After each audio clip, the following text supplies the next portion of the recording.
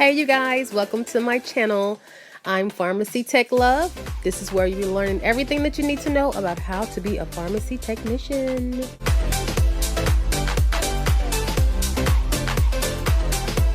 guys, this is Onisha Biggs of the Code of Pharmacy podcast.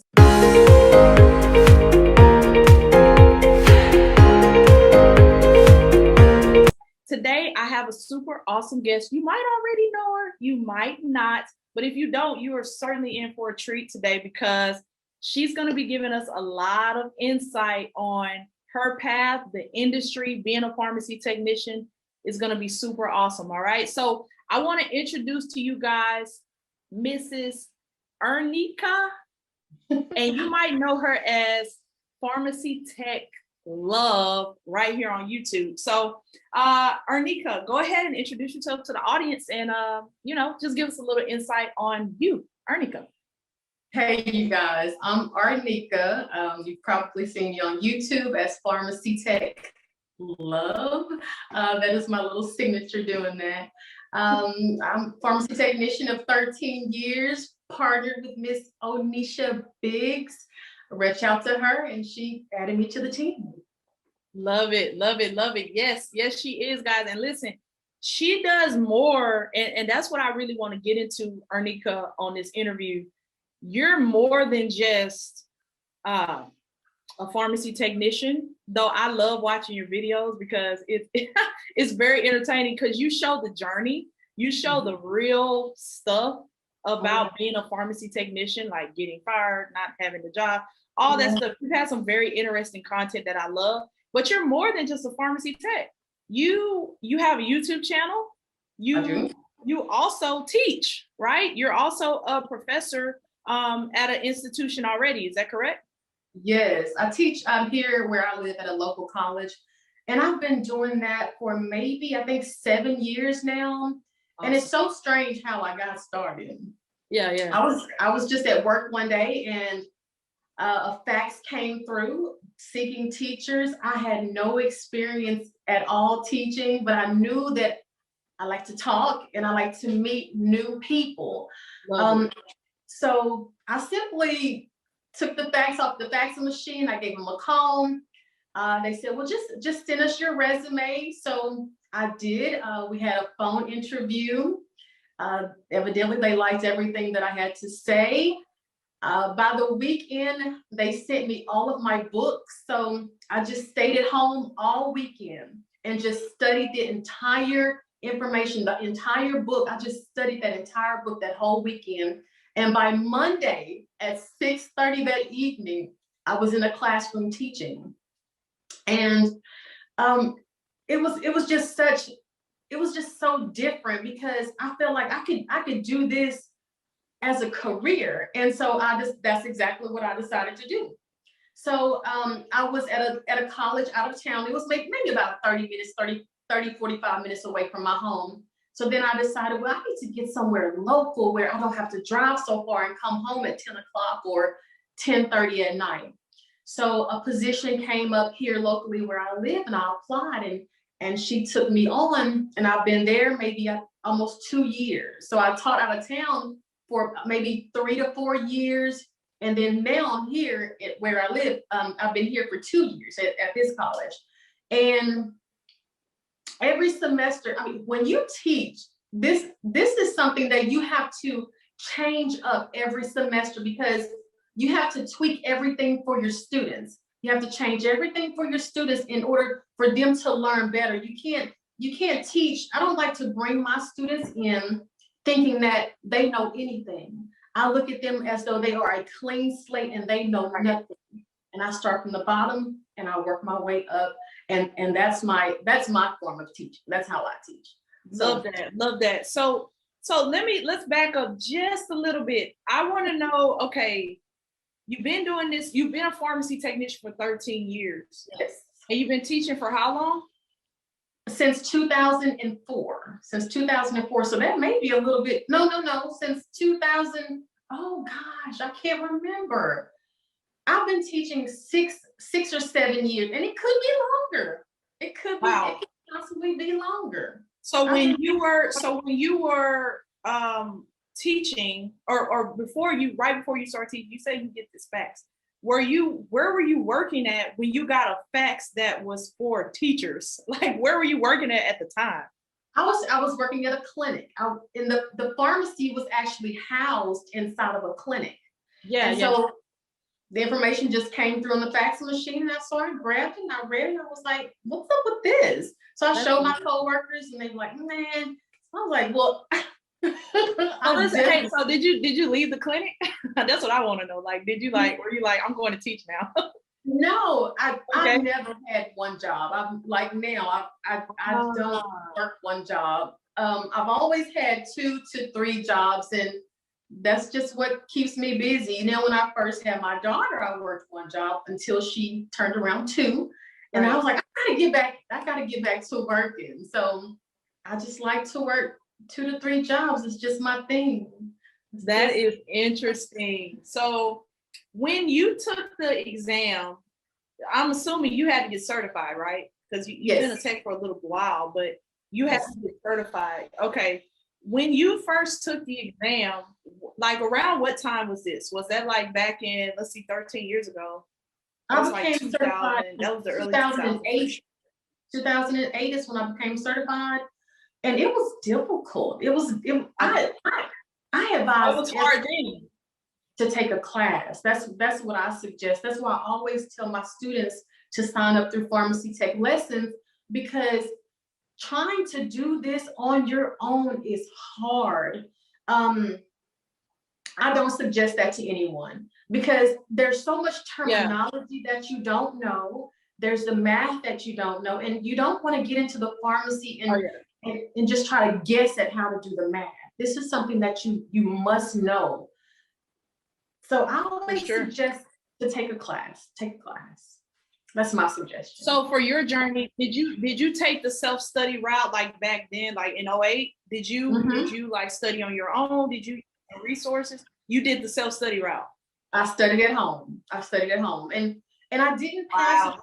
And so you have experience in that. I didn't have any experience. I started working at Walgreens in 2004. That's when I started working at Walgreens. That's where I'm getting the 2004 from. I started working at Walgreens in 2004. I started out just at the front counter. Then I moved to the beauty department. And then one day they were shorthanded in the pharmacy, and they were like, "Hey, can you come help us out?" So I was like, wow. Okay. So I started helping them out, and they just kept calling me back there. I said, well, I may as well become certified. So that's how everything began, is just me helping out in the pharmacy. And so I just decided, well, since I'm back here, let me get certified. So that's where it started. You don't know how many times I hear people say they were working in the front of the retail store, and they were like shorthanded or something in the back in the pharmacy. And that's how like they got their quote unquote their first break in pharmacy. Or they noticed what they were doing in the pharmacy back there, and they're like, I think I might want to do that. So that's really, really amazing. Like, a lot of people that got into retail pharmacy anyway didn't just start in retail pharmacy. They started doing like working in the front of the store, or just being like a service person in the store, and then they end up in pharmacy and like, oh, I like this. So what attracted you to it in the beginning? Like, what attracted you to working in the pharmacy? The steady pace. In Walgreens, there was never time to even have a conversation. So to me, it's all about learning something new at all times. If you are a person that gravitates to wanting to know something new, then pharmacy is the way you want to go, especially in retail and even in the hospital setting.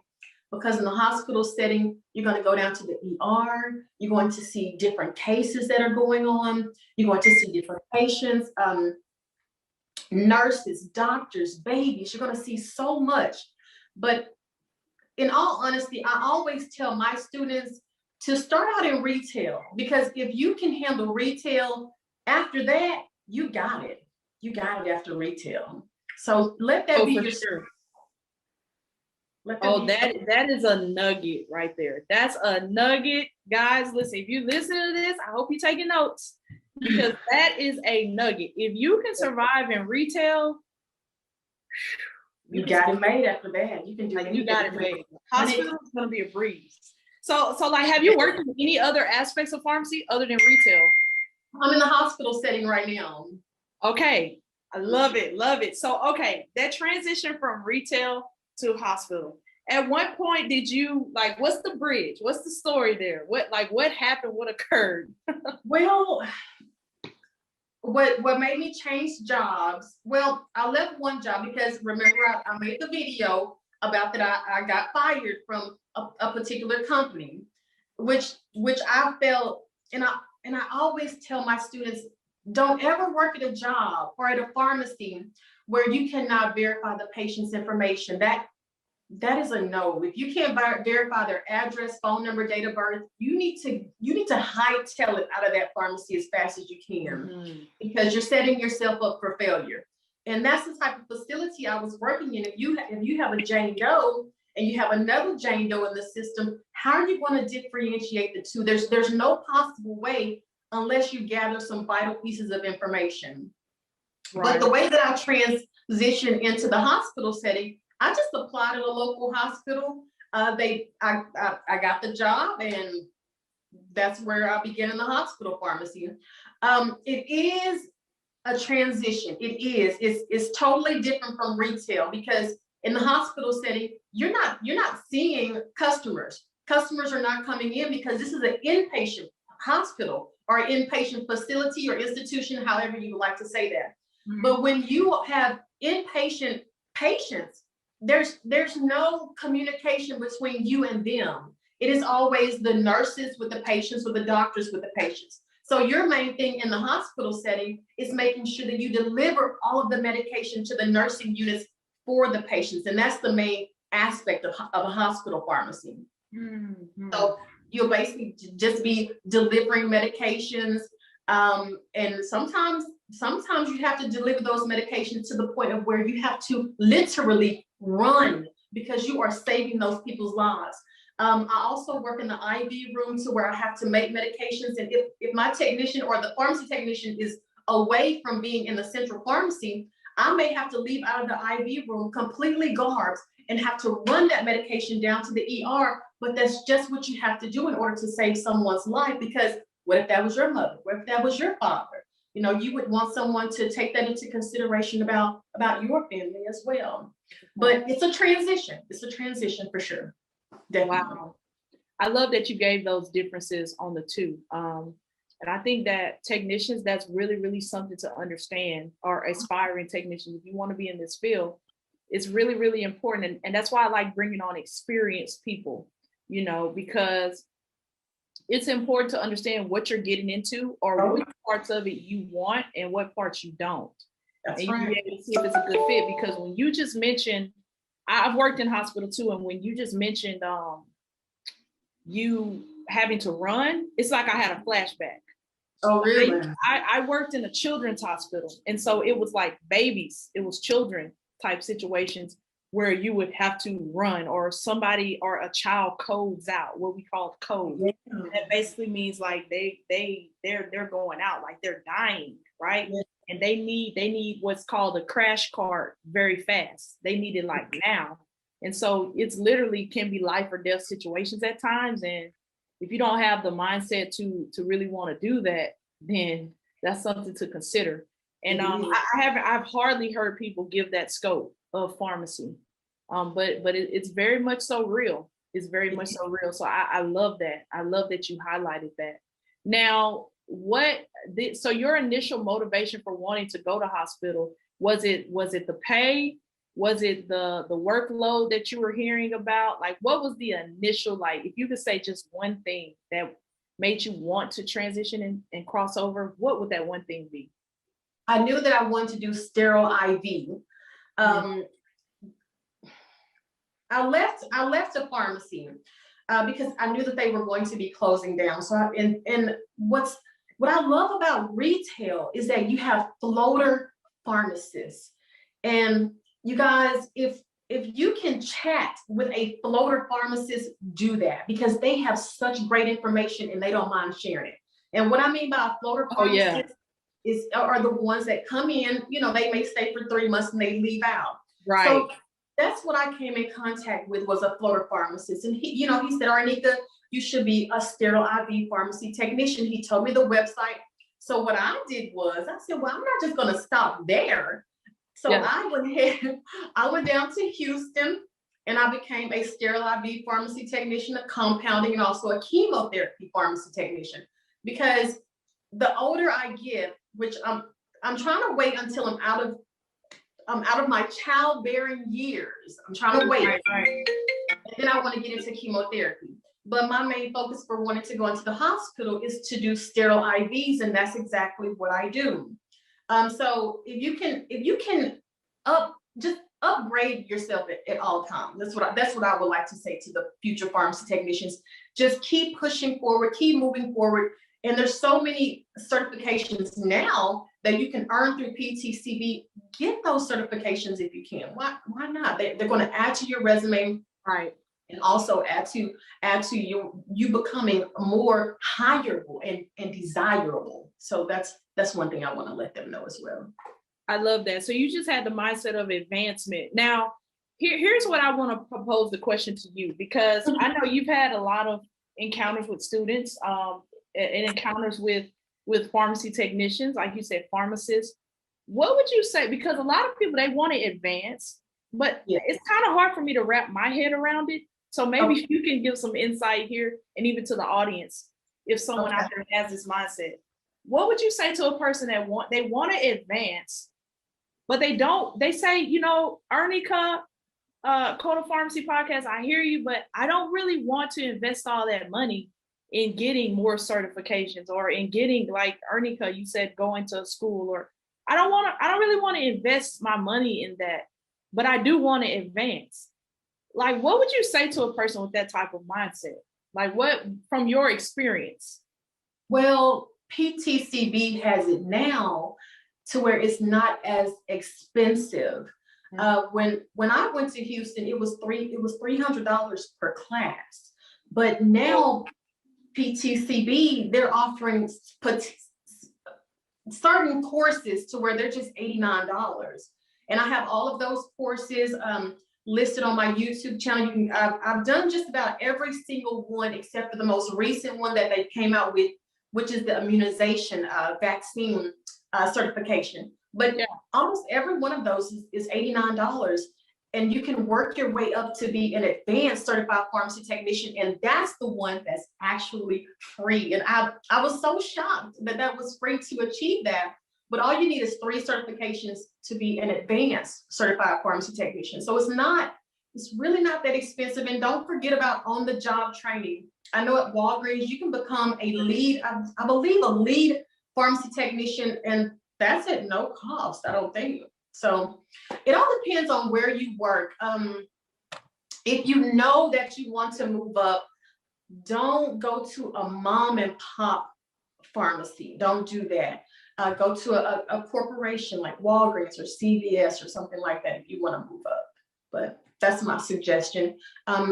Just start small. Just start at that $89 fee and take whatever course you like. And like I said, they're all listed on my YouTube channel. So that's where I would begin. If I had to start all the way back over, I would go through PTCB. But of course, you have to become certified first before you can take these courses. So right. So like, okay, I got it. Okay. You definitely would have invested in yourself. Like, even just like you said, starting out small. So I want to know, what would you tell a person that says, I want to invest nothing, I just want to advance?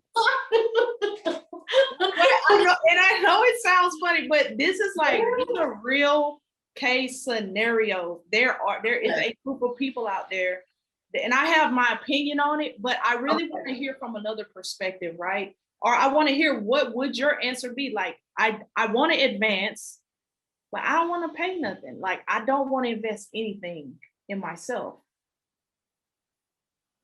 Goodness. It's like crickets. That's kind of just say that's tough. Yeah, that's kind of difficult. maybe you can,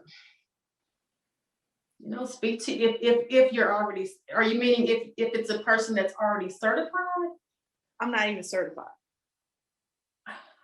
Now, here's the thing. Now, I will say this for my certified technicians that are already, one thing I will give them. Okay. They are the types to go and get more advancement for themselves, right? They're already certified. They're making more money. They're working in a pharmacy. But for the person that is uncertified, is wanting that advanced pharmacy technician goal, they're saying, I don't want to go to school for 4 years, but I do want to do this as a pharmacy tech, and I do want to make $20, $30 an hour. Like, what would you tell that person that says, I'm not certified, but I don't want to invest in myself? But they want to become certified. Right. But they just don't have the funds for it. No? I'm going to say this. It's a lot of different ways this could be framed. But I'm just going to give the scenario of this. They just don't want to invest in themselves. So I just don't want to pay. I just don't want to pay the advance. Oh, you mean just financially? They want to advance. They want to grow, but maybe they just don't have the income to grow. Maybe. I'm not going to throw the reason why. I'm going to leave that up to the person. I'm just going to say, they say, I don't want to invest in myself. Oh man, that's, whatever the reason is. We all should be elevating it, especially, I mean, we have 15-year-olds that's in college now.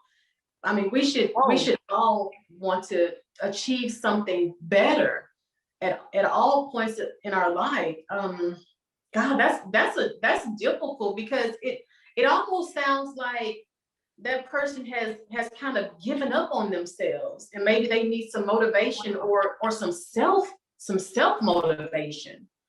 But you have to have some form of willpower to want to do more and to want to have more, especially if you have children, or if you just want better things out of life.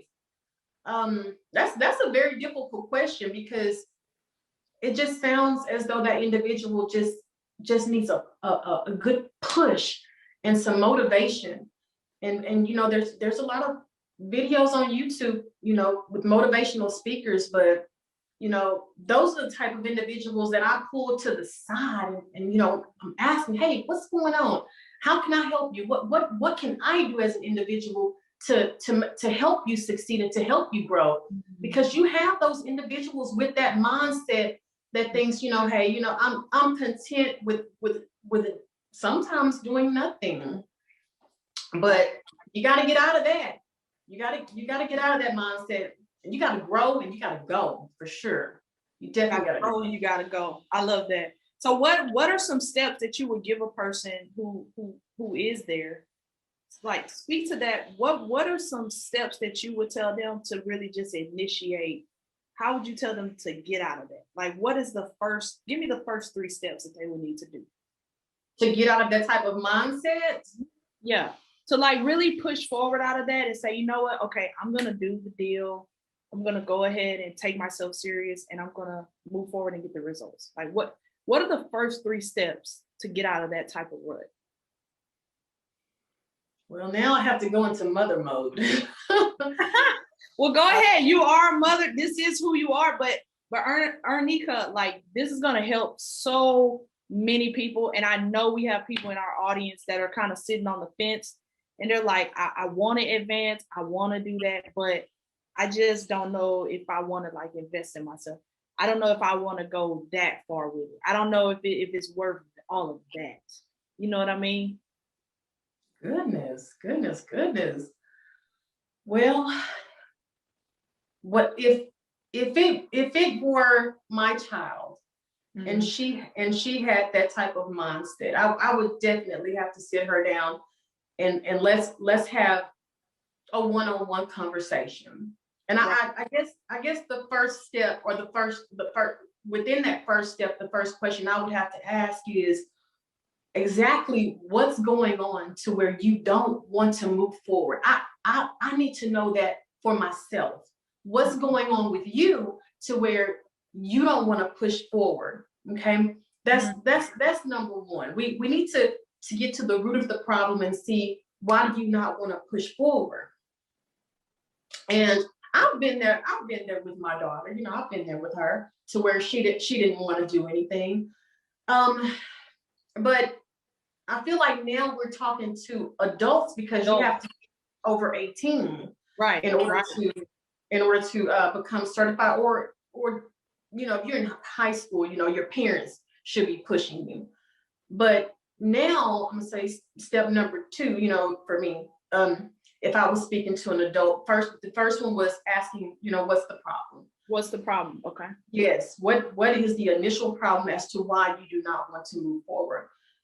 Number two, you need to make out a list, okay, a detailed list of possibly the things that you want to accomplish, or even a vision board. You know, me and a couple of my friends, we have done that. Create a vision board. It takes $5 to create a vision board, okay?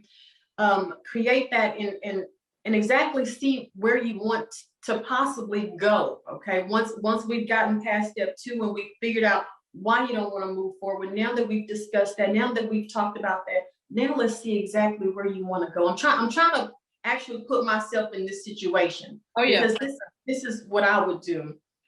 Or either if you don't want to do a vision board, write some things down that you want to accomplish. And you can Google these things, you can YouTube these things, and see and try to and sometimes you have to force yourself to do things, because I do that on a daily basis. I force myself to do things that I really don't feel like doing. I feel like laying around all the time, but I have to force myself to get up and make it happen. Absolutely. And you're gonna have to do that. You're gonna have to force yourself to do things. Okay. I'm trying to think, what other advice can I possibly give? Speak to your peers. I was thinking that one, but I was like, I can't give my opinion. I really want to hear from you, Raw, but that's a big one. Yeah, yes, because my daughter, sometimes she does not listen to me. Sometimes she does not want my opinion, but the same thoughts can come from me, and the same thoughts can come from her friends, and you know, she'll definitely listen to them.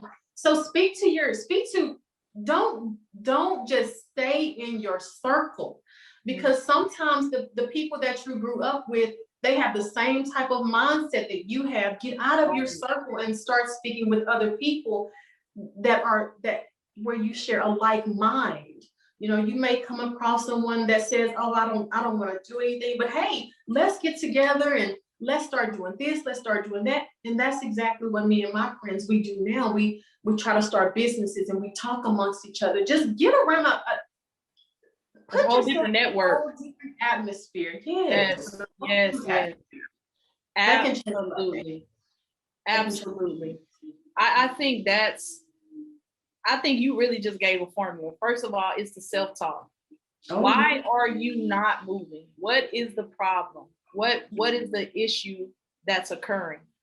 The second thing would be, you said that it was write a plan. It's almost like a mission, Cast a vision for yourself. Yes, cast a vision for yourself.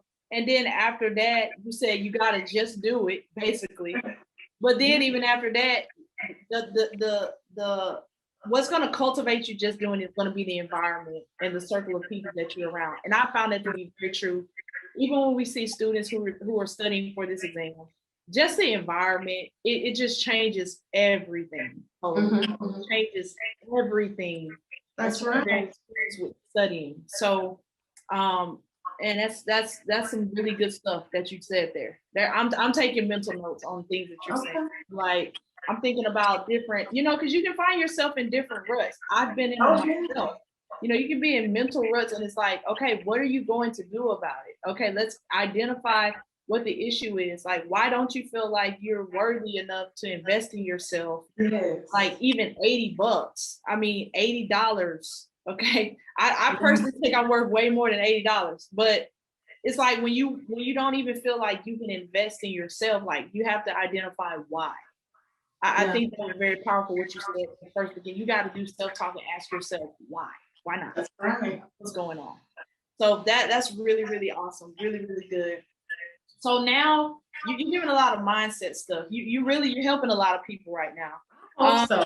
Hope so. What would you say, like working in the hospital now? You're a professor now. You're teaching. If you were to go into another avenue of pharmacy from this point, what would it be? To be a pharmacist. To be a pharmacist. Wow. It's just it costs so much to be a pharmacist. And I'm not sure if I want to owe someone that amount of money. $150,000 is a lot of money to go to school, which I'm still considering it. And I just can't make the decision on if that's what I want to do, because I'm purchasing a home. My daughter's still at home and she's in college. So I have to put all of that into perspective. So that's what I would do. I would become a pharmacist. I would. Got it. Awesome. And what attracts you? What about a pharmacist do you like? Because when I started, I thought I wanted to be a pharmacist.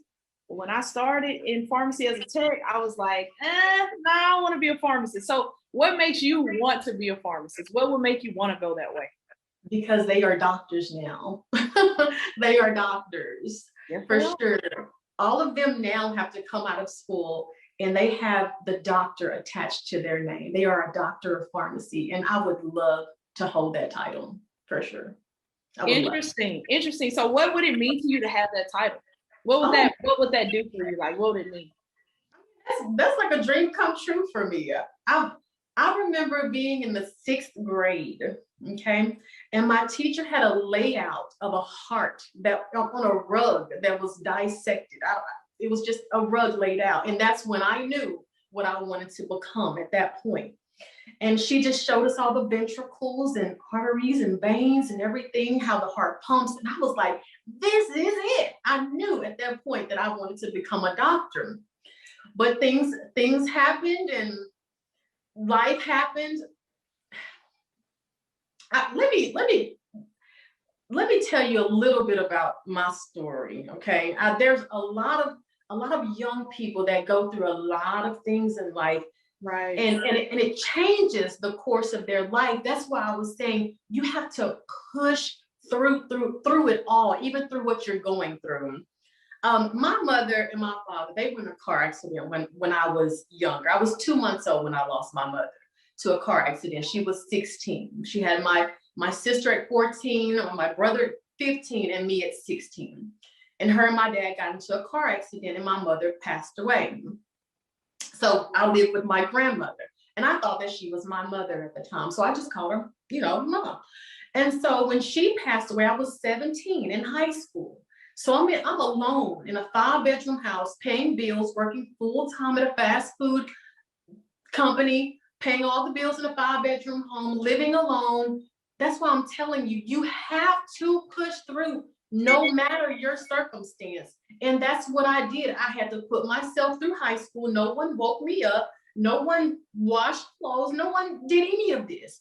That's why I'm telling you, if you're out there and you feel like giving up or you feel like you don't want to invest in yourself, you have to force yourself to push through. You don't want to be that person at the end of the day, 50 years old, and you're still at the bottom. You have to pull yourself together mentally, emotionally, spiritually sometimes. And you have to pull yourself together and put yourself together, and you just have to push through it all. You have to climb out of the mud if you have to, and you have to pull yourself. No one has to do this for you, but you have to do it for yourself in order to be successful, in order to get out of whatever situation that you're in. But the main thing is just don't give up. You're gonna fall. I promise you're gonna fall. You're gonna have people that's gonna pull you down. I mean, pull you down tough. But no matter what, you still have to get up on your 2 feet and you have to just keep pushing no matter what at all costs. So I know that there are a lot of young adults that are struggling. You're struggling, and I know that. But no matter what, no matter who keeps pulling you down, no matter who keeps tearing you down, keep going. Keep going. Just don't stop. Just don't stop. Don't stop. Don't stop. Just don't stop. You just gave a major key to advancing in pharmacy. You just can't stop. No. I hear a lot of people, they say like my coworkers though, they're so bad, so much politics at the hospital, and I just like I can't get out of the place, but like that's still not an excuse. No, that's not really what I'm hearing from you. You're just eliminating all excuses. Like, still in advance. Yeah, that's right. I get comments on my YouTube channel in the comment section. They'll say, "Oh, I just quit. I just quit at the pharmacy," and I'm so mad with them. I'll let them know. I get so upset with them sometimes. Why didn't you email me before you made this decision, or why didn't you let me know? Because we could have talked through this. And I do have a lot of people that email me, and we talk about different things, and I just talk to them like I've been knowing.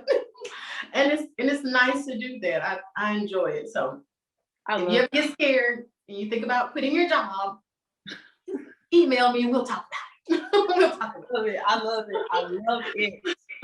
I love it. Like, more people are needed like this, and people who just have genuine hearts for people, who just want to help people through their journey and through their path and help them advance. And that's what we're all about. That's why we've been having this podcast. That's what it's all about. It's about helping people advance. That's right. That's right. And that's really a lot of what I've gathered, even from your story today, your journey from first starting in pharmacy to getting the facts and becoming a teacher to working in the front of Walgreens and becoming a pharmacy technician. It's just, you got to keep progressing, and you got to keep wanting to advance and take advantage of, situations that are right in front of you.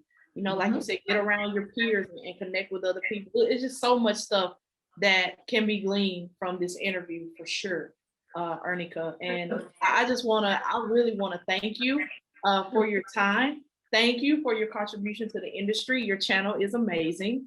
Thank you so much just for what you're contributing. And I want you to, there's two things I want you to do. One thing, I want you to share with the people your YouTube channel and where they can find you. Go ahead and plug that in there. Okay. All right. You can find me at pharmacytechlove. That's all you have to type in. It's just Pharmacy Tech Love.